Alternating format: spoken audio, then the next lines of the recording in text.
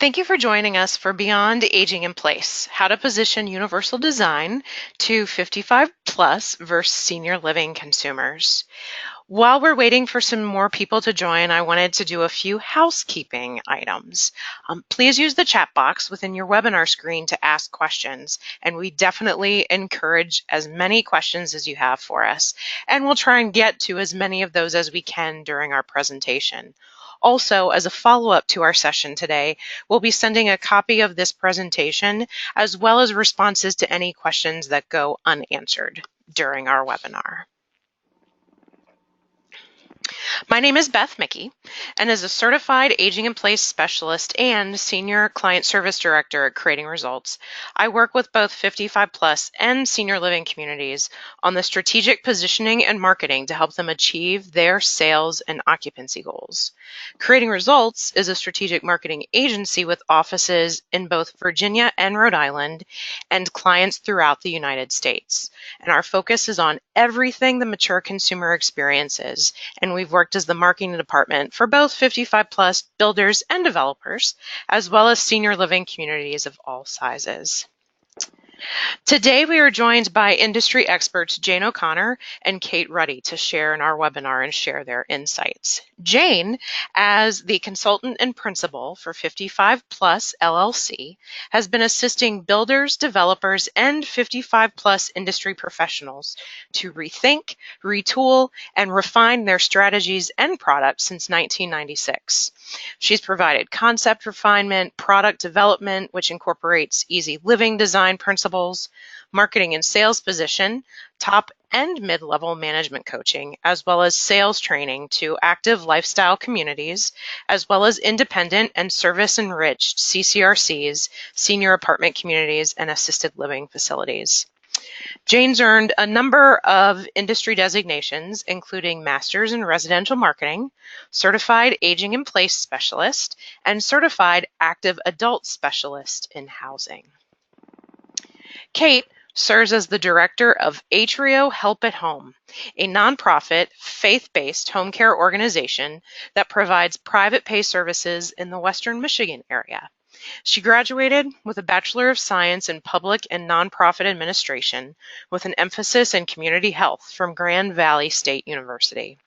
She started her home care career with Home Care of Holland Home and then became the personal services manager with Clark at Home.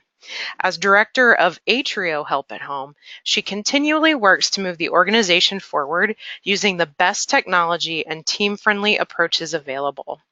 When Kate's not at work, she enjoys spending time with her fiance and running, and has even participated in a number of running races each year around the state of Michigan.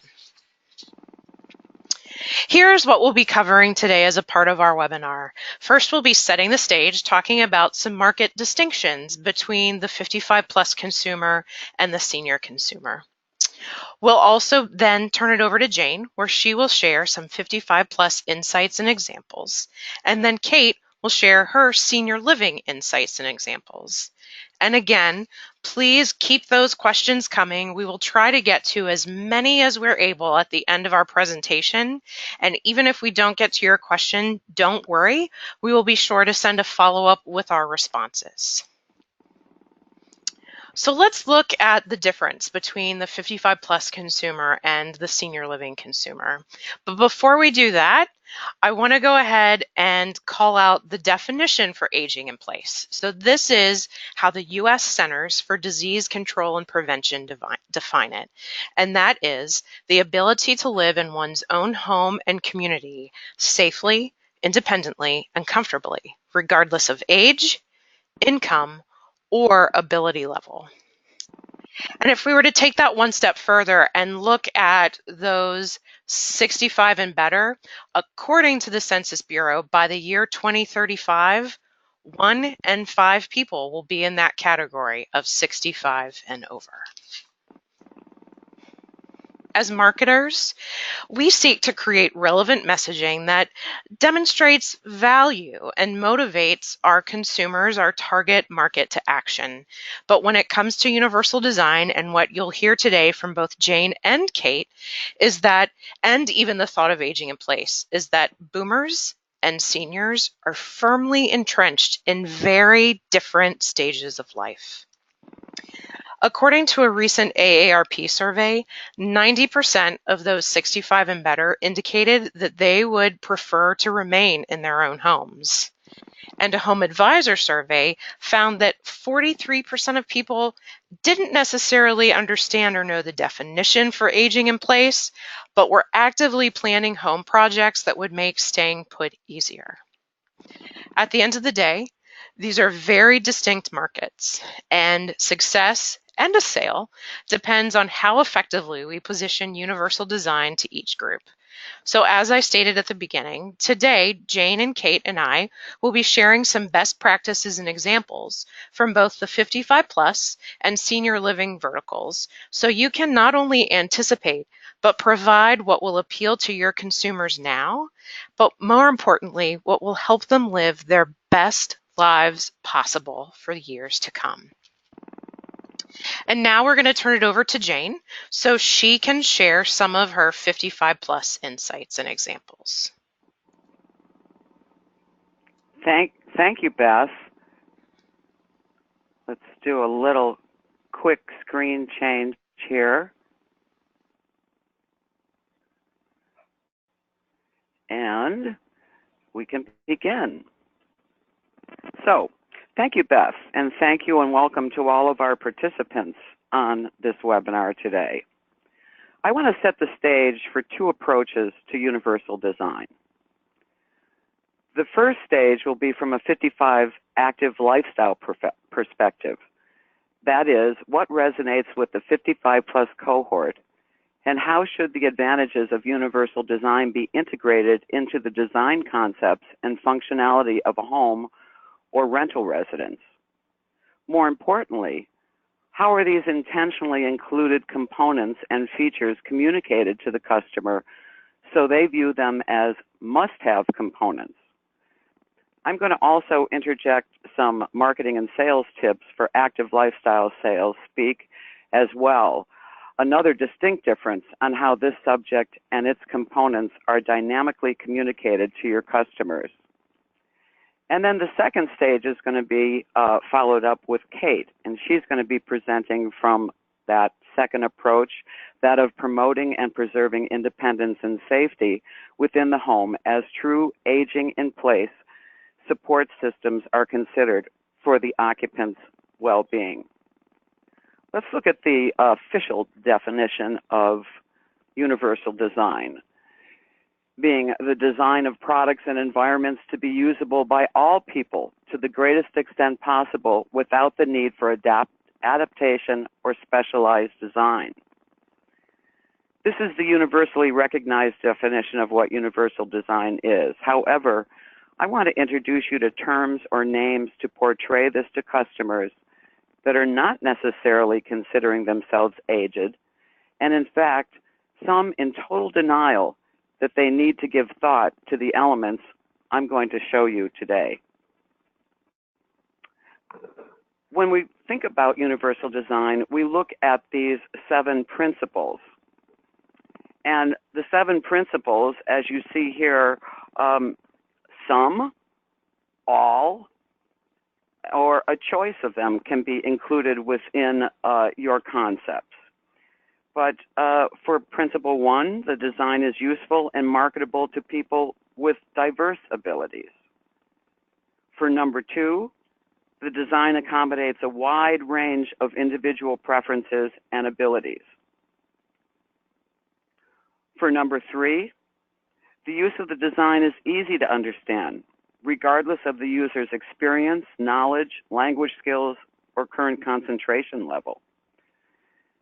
Number 4 principle, the design communicates necessary information effectively to the user, regardless of ambient conditions or the user's sensory abilities. For principle 5, the design minimizes hazards and the adverse consequences of accidental or unintended actions. Number 6, the design can be used efficiently and comfortably and with a minimum of fatigue.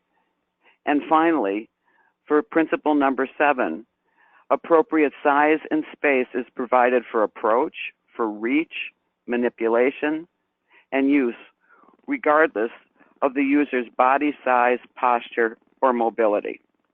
Now that's all the technical stuff. Let's get into some fun stuff now.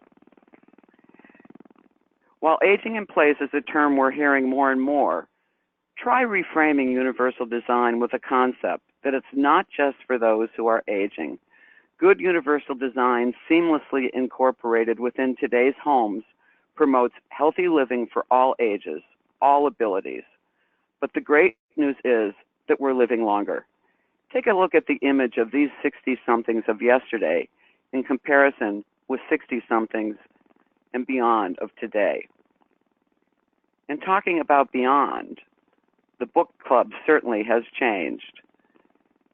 Jane Fonda is over 80 years old, and this is her today. That's amazing. So today's 55-plus buyer doesn't view themselves as old. They're still enjoying an active lifestyle. Many are still working. They don't identify themselves as old. So how do we speak to them? How can we incorporate good aging-in-place design elements without turning off our active lifestyle customers? And what words do we use to explain the conveniences and creature comforts we now incorporate into home designs to promote independence, ease of use, while still preserving style? First, we look at how to design and communicate functionality without sounding like we are designing for pending medical emergencies. So in a marketing and sales capacity, maybe think about using terms or replacing universal design or accessibility with terms like easy living design, smart design, designed for convenience, designed for ease of use, or even good ergonomic design. A few facts. After the age of 20, our eyes really change. Our color perception changes. The eye lens thickens and yellows, and it makes it harder to see. So research tells us that a 60-year-old needs 6 times as much light as a 20-year-old. So we're now incorporating wayfinding devices in hallways, in rooms, so that we can find our way around easily when the lights are off. We include lots of natural and artificial light, and we try to use contrast between surfaces because of that eye perception. So we begin by looking at our space. We want to provide beauty, convenience, functionality, ease of use, safety, and flow in our home designs. Space is dear in new homes. The square foot ranges can vary, but the fact is that most who choose to start a new adventure in life think about making life a little bit simpler, with less focus on maintenance and upkeep, and right-sizing their lifestyle in a home size as well as in their preference for single-level living. That is, the avoidance of steps. So when we reframe the concept of universal design in these spaces, we have to consider what the homeowner wants. They see space as luxury, not cold and institutional, and it certainly does not scream ADA. Today's buyers want a more casual lifestyle and lots of open space that can be flexible in its use, both today as well as for the future and for future functionality. Open space means giving consideration to removing typical barriers like doorways, long hallways, and wasted space. So, where do you begin considering some of these applications? Well, we look at these different areas: the kitchen, the bathrooms, our entryways, stairs, any kind of access by transit, our closets, our utility rooms, or also known as laundry rooms. Also our driveways, the garages, and vehicular access. So good applied design blends the features seamlessly into the design of the home. Do wider hallways, deeper rolling closets, generous door openings, lever door handles, double stair handles, and easy to access storage areas sound appealing to you? These features and elements are some of what comprises universal design. Comfortable and easy to control HVAC systems, controls at 48 to 54 inches in height, ventilation in the whole house, especially in the kitchen and bathrooms, electrical systems and breaker panels installed no higher than 48 inches in accessible areas, outlets no lower than 18 inches off the floor, preferably 24 inches for easier reach for those standing. We use rocker switches, dimmers, three-way switches, monitors and sensors, security lights. Critical lighting is in entrances, hallways, stairs, door lock entrances, and night lights for wayfinding. When we look at the drives and the garages, first we look at dimensions. Minimum width of a standard drive is 12 feet. This picture on the lower left shows you with a covered entrance over what is a no-step entry into the home. Single garage doors should be 9 feet wide, doubles should be 18 feet, and they should be 9 feet high. Notice also the raised beds, ease of use. Although this is a shot of a gated new home model village show home, you can see the zero-step entry, which this developer has committed to doing on all of his homes. Notice the covered porch, providing a welcoming and encouraging atmosphere for socialization. And, you know, we don't often think of socialization as a benefit in aging, but it's a huge part of healthy aging, as studies have shown. Incorporating social gathering spaces encourages strong community building. These include communities with sidewalks and nature trails to promote ease of movement, incorporating ramp transition cuts, inviting front porches, green spaces and parks within the community, clubhouses, and outdoor amenities to keep active and socialized, promoting well-being and longevity. Here's an entryway that demonstrates, again, a zero-step entry with a covered porch, so we're eliminating those steps. We've got plenty of maneuvering room. It's recommended that we have an entry shelf, or what we now call a drop zone, where you can put packages down if you're shuffling keys around or your belongings. Notice the hardware, easy to use hardware, lighting, non-skid surfaces, and we're also introducing lifts and elevators into entryways. I'll show you a slide of that in just a second. Here's a couple of different options for entering, and I've specifically picked these because of the entry from the garage, which most homeowners enter through their garage. They open their garage door with the garage door opener, and they enter into their space and into the house through there. And what we see here is entryway into the garage suggested to be ramped. It can be done very easily with concrete or with wood to ramp that. Straight in, drop zone, possibly a pantry, straight entry into the kitchen, ease of use without a lot of angles. Here's one that is an angle though. We come in an angle, we've got good space here to maneuver, again, drop zone or closet space, and directly into the kitchen or pantry. So looking at layouts of how your entryways can be done is real critical in looking for universal design components.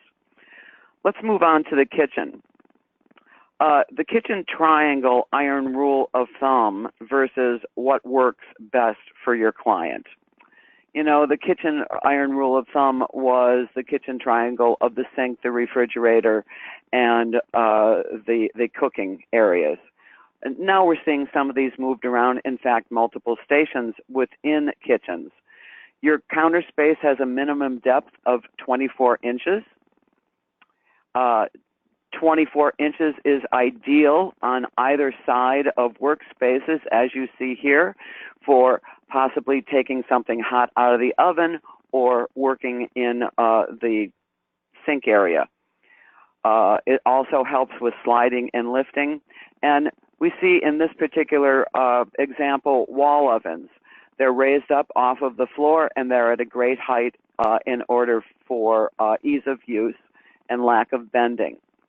You have a space in between of 4'6" here, which is good maneuvering space.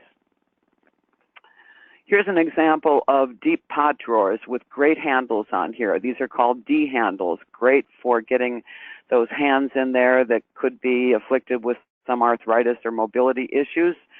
Knobs are not good. Again, we see an example here of a raised range and a microwave. Good deep counter surfaces with good working surfaces on both sides. Here's another example of a flexible kitchen. You see different counter heights and also different workstations where you've got a main kitchen sink area with a single lever faucet, which is important. And you have furniture type counter space here, or counter design for a center island, so that if now or in the future somebody is in a wheelchair, they certainly can get under here for food prep, and they also have a hot top surface here for cooking, for ease of use, as well as a sink here. When we look at what's good about this, the drawer pulls are not bad, the door handles are not good. These are round handles and difficult to use. We've got good control here with knobs in the front of the oven, as you see along the front here for the controls, rather than in the back of ovens as they used to be. And you've got good ventilation giving you good air quality with that hood above it.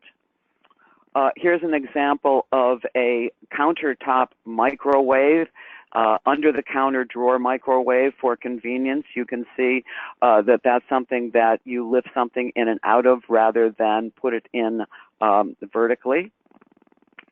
Excuse me, you put it in vertically rather than horizontally in most microwaves. Here's an example of a well-designed, universally designed kitchen, with the exception of what I point out in this to be the stools, and I'll tell you that in a minute, what I see in here. So we have lots of light coming in. We have deep pot drawers. These are replacing cupboard doors so that there isn't a need for bending over and stooping in to see what is stored in the depth of this cupboard. They have good D handles on them as well. You have wonderful counter space on either side of the cooktop. You have single level faucets. You have no skid flooring here. But look at the stools. These are not great for older folks, both the height of it as well as there's no armrests on here in order for them to get themselves out of once they're on the stool. And also notice this nice 36-inch wide doorway leading into this den space beyond. It's a nice example of universal design, good light, good lighting under the counters, good lighting or under the cabinets there. Here's another example in a kitchen space, and of course, when we look at kitchens and bathrooms, they are the places and entryways where you do most of your universal design components. So in this one, we have great lighting. We have a separate beverage area over here. This is for convenience, ease of use. Somebody's preparing food, somebody wants something to drink. They don't have to disturb the person working in the kitchen, but they're still close by. We've got kind of questionable counter seating here again because it is raised. It's preferred to be regular seating for this age range. Even when you have a center island, you can vary your counter height to accomplish that.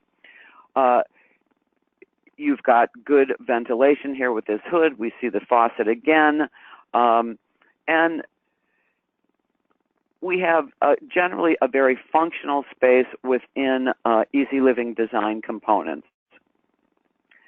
Here's another space where you see that dual counter level here, one hiding the utility area for privacy, very functional, and the other for ease of use in preparing food. Another shot of that same space, you see the deep pot drawers here. Again, something that is very attractive to this, but again, the stools, I like to point out what's good and what's bad so that you can also use that within your applied design areas. We design with grace. What is known is that at some point, one or both adults may have limited mobility. So why not plan for it? Why not plan for that comfort and that accessibility in advance so that they don't need to remodel later or that they don't need to move later? This example in the lower left corner is a raised dishwasher that eliminates bending and is easier on the back. Here's a drawer dishwasher for smaller components that you don't want to use as much energy if you don't have a whole lot to wash. So these are economical in use. We're looking at touch faucets now, not only the single lever, but we can use the touch for ease of use with that as well. And here's a cool thing that is for lack of bending. You're sweeping the floor and there's an electric vacuum right in the wall that you sweep right into, and no more dustpans. If you do have cabinets underneath, there are lots of products that you can look into for pull-out drawers and pull-out pantries. Also really good universal design components. Let's move on to the bathroom. In the bathroom, we're looking for maneuverability. We're looking for safety features. Certainly, we're looking for it to look pretty and to be used by multiple users, so it has to be flexible enough. We look for different features in the showers, in tubs, and in laboratories.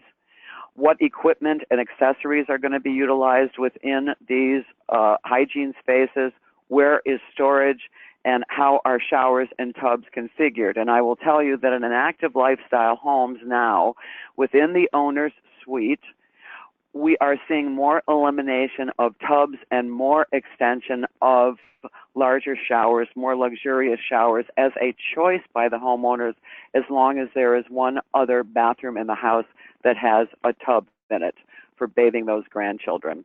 So we look at the bathroom and we say, how big is it? Well, minimum size of door would be 2'8". It's ideal for added mobility. Is 3 foot too big? It might be if it gets in the way, if your door swing gets in the way.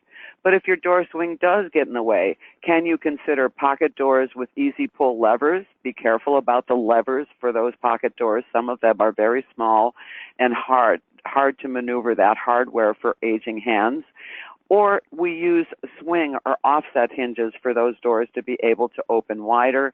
And I've even seen the use of some split doors in some instances. Not ideal, but can be in retrofits. When we're talking about accessories, boy, they're coming out with some real beautiful accessories. It has grace in its design. They look like they are design elements to hold your accessories and soaps instead of looking like they belong in a hospital. And we're seeing this change happening in hotels as well.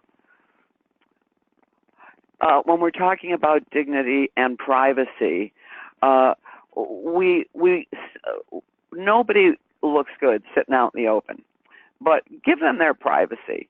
And that means a nod to the doorway and to maneuvering space, but we have to stop thinking about bathrooms as totally handicap accessible, especially when we're looking at active lifestyle designs. It's all in the communications, because what they really want are spa-like baths. This is where we're going. But look at this delicious spa-like bath that has no barriers for the shower. There is no curb here. It's direct entry into it. Multiple shower heads, ease of control on that. Dual sinks, and vanity for sitting. All of the ladies like to put on their makeup, and even men do their hair, and they sometimes like to sit there. So we can make our bathrooms look really beautiful. Here's another example, and you'll notice the seat running along the edge on your right picture, and you've got a seat in the back. The faucet head is up here in a view that you cannot see, But what is really nice about this and great universal design is that you do not step in and adjust your water temperature while you're getting sprayed. It is conveniently located on the side wall. Good universal design. Handheld shower also, handheld shower head is a must within active lifestyle design as well.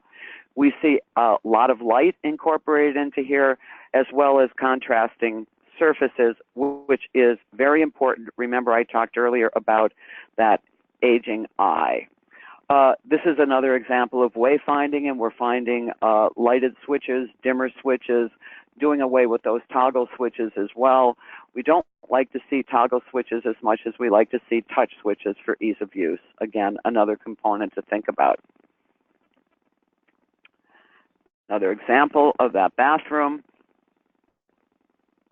Another bathroom. This is a wet space, and in this wet space, you have your tub with a shelf for transfer. The shelf looks a little narrow, preferred to be 8 inches, not 6 inches wide. You've got a shower head here, so that this whole space is your wet space, incorporated in the owner's suite. Another example of good universal design. When we're talking about aging, we're talking about strength and balancing, and look at the number 1 and number 2 things that send people to the ER. They're stairs and steps, and they're the flooring materials. So when we're looking at stairs, stairs are acceptable for the grandkids, for game rooms, for exercise rooms, for loft spaces, for storage. When we look at it, we never do a straight run. We always add a landing. We always want ample lighting in it, and we would like to have a handrail on both sides, not just on one side.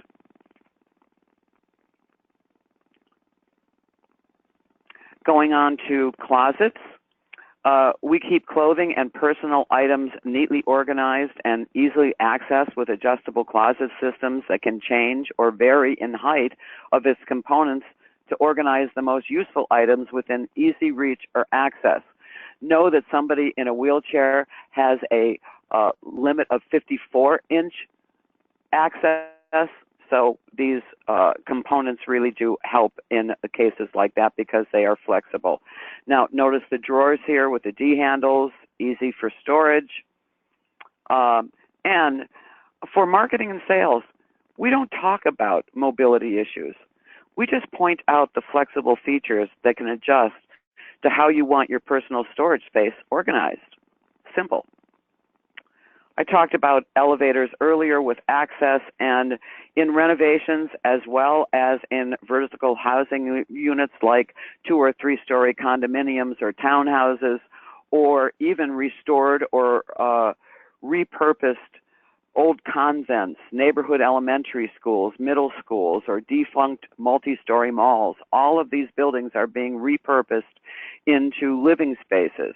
These are examples of private elevators. They are especially attractive in urban lifestyles where you may have an enclosed parking garage subground. They add to the cost, but it's a way for developers and builders to attract a broader market segment than those only able to maneuver steps. So for marketing and sales, this downtown urban living without steps and the convenience of a private elevator can be very cachet.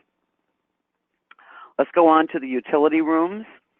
Utility rooms demand to have maneuvering space. We no longer are hiding these necessities in closets set into pans to protect from water leakage, or we don't stack them on top of each other, with some users needing a step stool to access the top machine. More and more active lifestyle customers want to have larger utilitarian spaces. So we're rethinking that whole concept. Maneuvering into the room, yes, a 36-inch doorway. Into the machines, should we consider some raised platforms here? I've got a couple more examples to show you of that. A utility sink is preferred. And also notice this folding shelf and cabinet so that you've got easy storage. So this room now becomes a multi-use or flex room.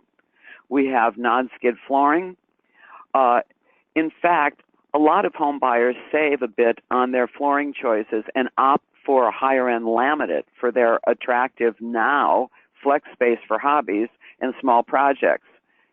It's well lit, and it's got a lot of easy access storage. Here's an example with a raised washer and dryer.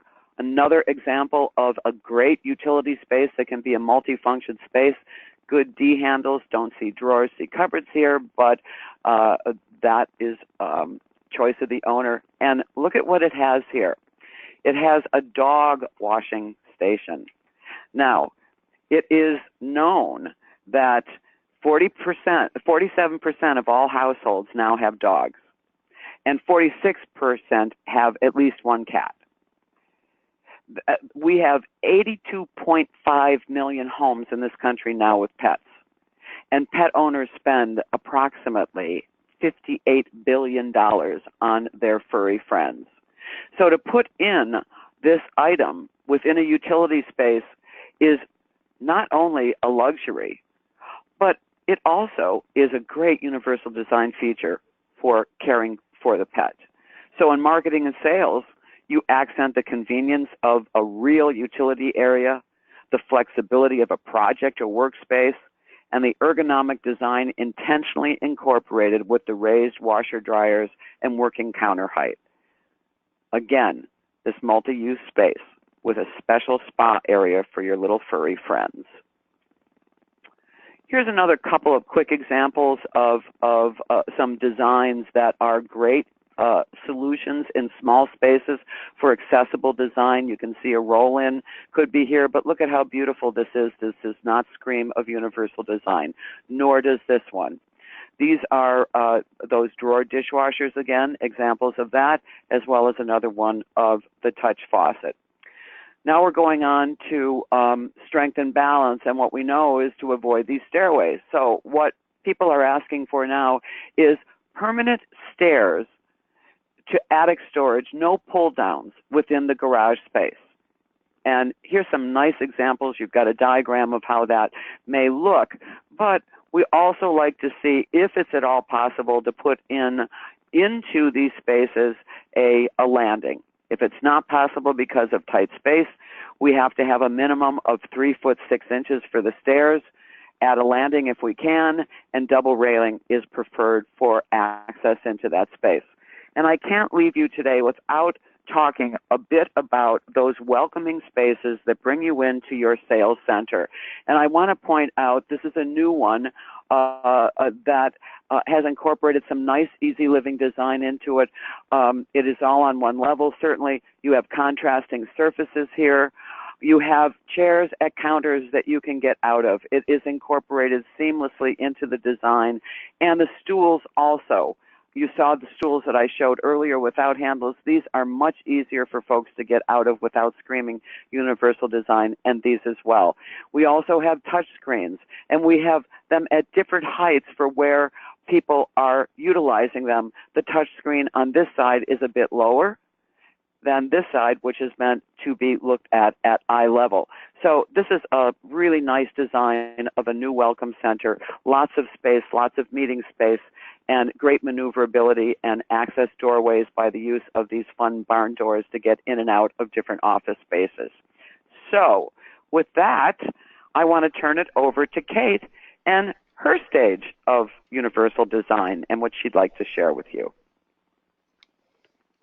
All right. Thank you so much, Jane. And yes, my name is Kate Ruddy, and I will be going over the ways that we can ensure seniors are able to age in place and do this safely. I am the director of Atrio Help at Home, which is a faith-based nonprofit home care organization located in Western Michigan. I oversee the private pay side of this home care agency, and our main focus and goal for the clients we service is to keep them in their homes, but while also staying safe and independent for as long as possible. One of the ways that we are able to do this and do it with a very high success rate is to help our clients use the new technologies that are available these days to turn their homes into smart homes. So that is what my presentation will be mainly focusing on. I will go over what smart homes are, how we use them in today's world, and also why they are beneficial, and go over some examples. As you will hear, there are many ways to do this, and it is also very customizable to each person's unique needs and their level of independence or the level of care that they need. So we'll go ahead and move on to my next slide. And you'll see a picture kind of a smart home. And smarter homes truly are a smarter way to live in today's world. You can make simple modifications and additions to your home that can make it safer and also help seniors stay independent longer in the place that they call home. As you can see in this diagram, there are numerous additions and modifications that have been made. Each and every individual is different, so what works for some may not always be successful for others. But like I said earlier, the nice thing is that individuals are able to pick and choose what they like and modify the specific things that are needed for their direct care. Examples in this slide here, you can see many of them. I'll just go over a few. You can see cameras, you can see smart smoke detectors, you can see body sensors which sense movement, smart light switches, window sensors which can sense movement in and out, and many more items. So let's go ahead and move on to the next slide and go over a very important question. So what is a smart home? And here's the definition. Technically, a smart home is one that is equipped with technological tools and adaptive devices that make the home safer and more comfortable for older adults. The great thing that these products do is that they give the individuals and also families and other caregivers peace of mind due to the added safety devices and modifications made to the home. Many times I'll talk to family members and they will be so worried about their loved ones. They'll be wondering, has their mom gotten up today? Did she eat breakfast? Did she take her medications? Did she take them on time? And those are all really valid questions that family members and caregivers are constantly wondering when their loved one is aging at home and living alone. And with smart homes and new technologies today, there's multiple simple and quick modifications that can be done to a home that can answer all of those questions that were just asked. So we'll go ahead and move on to the next slide. And then again, this is another picture. And what I like to remind all of the clients that I talk to is that a smart home really is a safe home.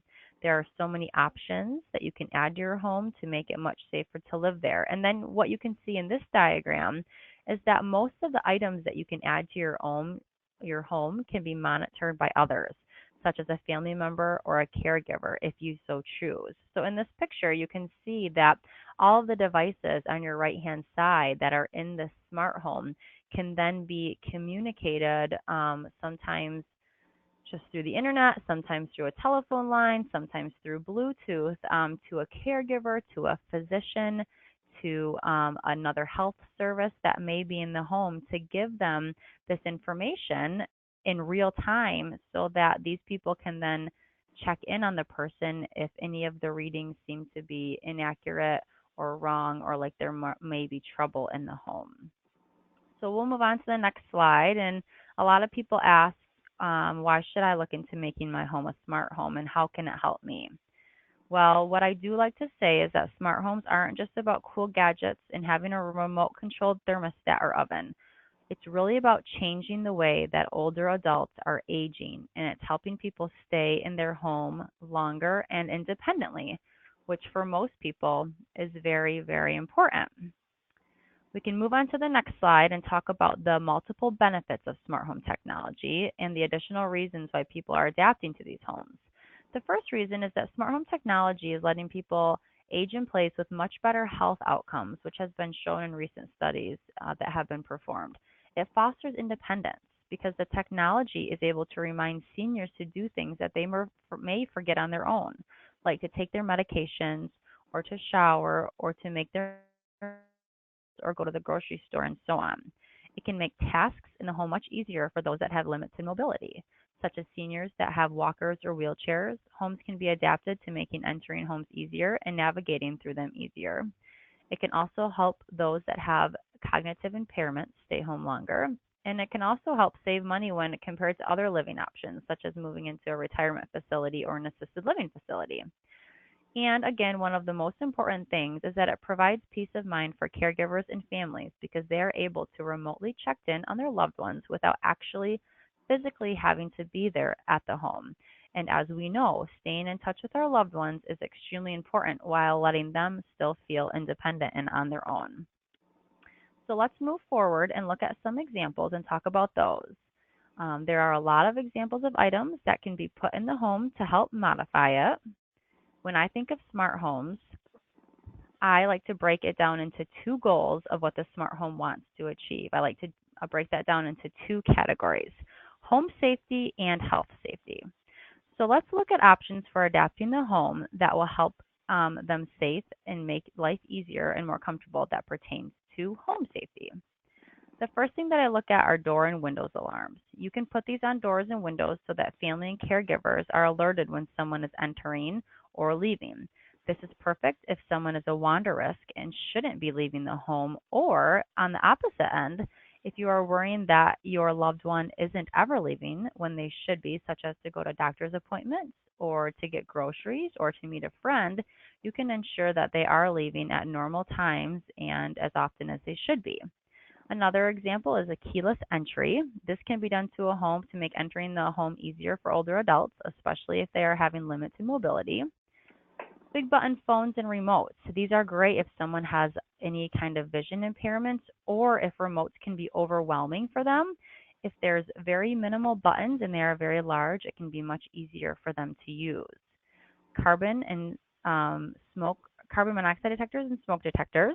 Those can be turned into smart detectors and they can go off and alert not only the person in the home, but they can also alert family members when there is an emergency happening. Also, these carbon monoxide and smoke detectors can also be equipped with strobe lighting. So if somebody has a hearing deficit and maybe can't hear the alarm going off, it can also produce a strobe light so that the person can see that the alarm is going off and then they can go ahead and evacuate the home that way. You can also implement remote control lighting. This is perfect in bedrooms and also in bathrooms for older adults that get up a lot at night. You can control the lights to turn on and off when you get up or when you prefer lighting the path, and that helps reduce the risk of falls. There are also pressure sensitive floor mats. These can be put on the bedside and can be monitored by family members or caregivers to ensure that your loved one is getting out of bed each morning safely and timely. It can also monitor that somebody isn't getting out of bed too many times per night. If you're seeing that somebody maybe is getting up 10 or 12 times a night, that puts them at a higher risk of falling. It can also be a sign of symptom that there is other health issues going on and that there should be some intervention. The last thing that I want to go over is virtually there video cameras. These are great if family members want to be able to see what is going on in the home to make sure their loved ones are safe. They're also helpful to be put in other areas in the home. Sometimes people like to put them in the fridge. This might sound like a silly idea, but it's a really easy way to be able to ensure that there's food in the fridge, that it's being restocked normally, and that nothing is going to waste or getting moldy.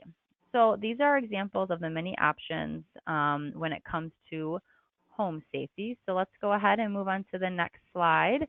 And let's look at the equipment that is available to help in the home pertaining to health safety. So the first thing I want to go over is personal emergency response systems. For short, these are called PERS units, and they are extremely popular, and this is one item that I see in homes very, very often. These are essentially the help button that older adults can wear around their neck as a necklace or on their wrist like a watch and press if they need help. There are multiple different types of these. Some are limited in range and only will go up to around 300 feet. Others can service a very larger area, and most of them, depending on what you're looking for, some of them can even go anywhere with you and are made for active seniors that still leave the house quite frequently and continue to travel all over the world. Most of these are also water resistant, so they can be worn in the shower and they can be submerged. And some of them even have fall detectors built into them and can sense a fall when it happens. And that way, it will automatically call for help right away, and the button doesn't even need to be pressed. Another option is wall mounted alarm buttons. These are very similar to what I just spoke about. but you can mount these in any area of the home that you prefer. An example of a popular location would be the bathroom, specifically in the shower where accidents and falls happen more frequently. This button can be pressed at any time to call for help. Another example are medication dispensers. These are another extremely popular smart device that are being put into homes. These can be locked or unlocked depending on the client's cognitive abilities and depending on their needs. They have multiple pill compartments. Most of them can store either a week's worth or a month's worth of pills, depending on how many times a day the person takes their medications. The dispenser will light up and remind individuals when to take their medications. They can be also set up to alert a family member if the medication box was never opened and if the med was not taken. This way, family knows when doses are missed and can intervene quickly. The last thing I want to just touch base on are grab bars. These are mostly seen in bathrooms to help seniors get on and off the toilet and in and out of the shower more safely, and this will help reduce falls and other accidents. Moving on to the next thing that pertains to health safety is telehealth monitoring. This is a very readily available technology, and we are also seeing this in the homes very frequently too. Telehealth provides daily monitoring of someone's vital signs. The results of these vital signs can be monitored by a physician, a nurse, a family member, a caregiver, or anybody that you give access to. Telehealth is important because it can provide early detection of symptoms, which can make it possible to intervene sooner. Examples of that would be high blood sugar, high blood pressure. If the person is weighing more than normal, then the doctor or anybody can make some changes to medications, or they can call the client to make sure that they are doing okay. Some more examples of things that can be measured, like I said, are blood pressure, weight, heart rate can also be measured, pulse oximetry can also be measured, blood sugar levels. Moving on to the next slide. So now that we have gone over some information on what smart homes are, why they're useful, and some of the examples of items that are available, I just really quick want to jump into examples. So we'll real quickly look at the main rooms in someone's home and just list off of a few things that could be added and implemented into each one of these homes. I won't go into a ton of detail about these things because most of them are self-explanatory, but it kind of does bring the ideas a bit more to life. So here in this picture, you see the kitchen. As many of us know, kitchens are the #1 area for home fires, and cooking is usually the leading cause. So when we look at this, the tools available, we see an auto shut-off electric oven or range that can automatically be set to shut off, overflow faucet controls, dark activated night lights, cabinet pull-out shelves, which we heard about from Jane, and then French door refrigerators with the freezer on the bottom and the refrigerator on the top. Now let's go on to the next slide and look at the bathroom. We know that there are a lot of emergency room visits for older adults because of falls and other accidents. So here's just a list of things that can be added to these bathrooms to help with accidents. No slip shower stall, grab bars, non-slip flooring. It's always a good idea to put in a taller toilet and vanity. Anti-scald faucet controls, adjustable slide bar, handheld shower heads, dark activated night lights again, and you can always do a freestanding shower seat or bench. We can go ahead and move on to the living area. So here is a picture of a living area and just a few ideas that can be implemented into the living room. Of course, you always want dual handrails along both sides of the stairs. Many homes you'll see it only along one side, but really best practice is to have it along both. Stair gates are always a good idea. Step lighting, so lights that are very low on the steps that line them so you can always see. Low pile carpeting or wood floors. We always suggest wood floors are the best, but of course, if you have low pile carpeting, that is another best practice. Raised outlets on the walls, and again, dark activated night lights. We can go ahead and then look at the bedroom. So getting up in the middle of the night or before it's light out can lead to multiple falls and other injuries. But here's a few more adaptations that can be made to the bedroom that can reduce this risk. So again, motion activated night lights, height adjustable closet rods, which we also saw earlier, sensor lighting under the bed, which is wonderful. It automatically senses when the light senses that someone is getting up, they'll automatically turn on. So again, that can light the way out of the room into a more lighted room. Smooth floor transitions, and then again, either secured throw rugs or better yet, no rugs at all. Okay, so I hope that you have found this information about smart homes helpful. We went over a lot of examples and a lot of ideas. And again, with it being 2018, there is a lot of technology that can be brought into people's homes and a lot of different adaptable building ideas that can be brought into homes, making it safer and making it possible for people to age in place longer. And again, each of these items are customizable. So if some people may have a lot of things implemented in their home, where other people may have only a few things and then they add to it over time. But smart homes are becoming extremely popular in the senior population. And again, the goal is that we are always able to enable people to live longer and safely, independently in their home.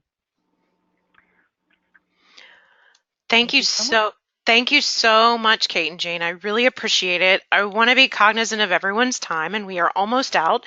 But we received one question that I think we could address to both Kate and Jane that we should answer. Everything else, any other questions, keep them coming. We'll send them as a follow-up after the webinar when we also send a link to these slides. But the question we received is, are there certain words or terms that you have found resonate well during the sales process? And are there certain things I shouldn't say? So again, I think this is something that is important to hear for both senior living and 55 plus.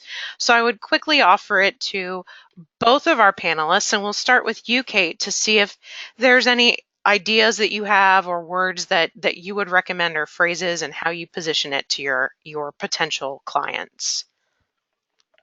Yeah, sure. That's a great question. So again, the biggest word that we are using is smart homes and smart devices and technological tools, because that is really what we are trying to sell to our seniors living in their home. And as we know, technology is extremely advanced. It can do so many things. So I always try to highlight the smart tools that are available, and I use the word smart a lot, whether I'm referring to homes, to tools, to modifications. And again, one thing that I always try to stress and use another word is customizable. Every single thing is extremely customizable. There is no one size fits all, and each person's needs are very unique and different than other people's. So customizable is also another word I like to use to let the client know that it can be used to what they need to be done. Excellent. And Jane, do you have anything that you would want to share as a part of the 55 plus journey and how you incorporate it in the sales process? Yeah, we incorporate in the sales process by allowing people just to take in the features of the home and let them notice what might be different. Some of them don't even notice it. But when we go through pointing out certain things, we label them as easy living design or smart design or design for convenience or design for ease of use. For instance, actually going over to a drawer, a pot drawer, opening that drawer and letting it close and watching it close easily, softly, without a bang. And people then go do it themselves and they see how it is easy to use. It's more through demonstration than it is through a lot of verbiage, marking it as universal design or accessible or handicap. We don't use any of that with active lifestyle sales. Excellent. And I would echo both what Kate and Jane said, is that as we shared at the top of the webinar, these are very distinct markets, the boomer and the seniors, and they're in very different stages of life. So at the end of the day, knowing who your target market is, knowing your consumers, knowing what their needs are, what motivates them, will help make sure that you're not only showing them those features that will either make living easy or address their health and safety, depending on if they're active living or senior living, but will allow them to be happy and healthy for the years to come in a home that they love. Again, we would like to thank everyone for joining us today. It is 3 o'clock, so we're going to go ahead and wrap up. We did receive some other questions, so as a follow-up to the webinar, we will send some responses from Jane, Kate, and myself, as well as a link to the webinar and our contact information should you have any additional questions. So again, thank you all for attending our webinar, and we hope to help you position universal design and aging in place to your markets effectively. Thank you. Have a great day.